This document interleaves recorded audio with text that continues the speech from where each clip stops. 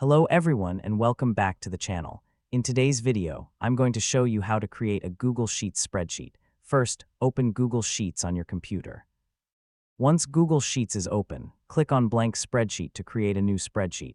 Now, a new spreadsheet has been created. At the top, you can see the spreadsheet title. Click on the untitled spreadsheet name and enter a new name for your spreadsheet. For this example, you can give it a simple name such as My Spreadsheet. Now let's start adding some basic information. In the first column, type name. In the second column, type age. And in the third column, type city. For the city, we can enter New York. These columns help us organize different types of information in our spreadsheet. You can also add more rows below and enter additional information whenever you need to.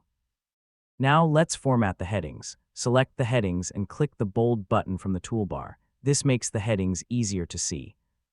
You can also adjust the width of the columns so that the information fits properly. Simply move the edge of a column and adjust its size as needed. Google Sheets automatically saves your changes while you work, so you don't need to manually save the spreadsheet.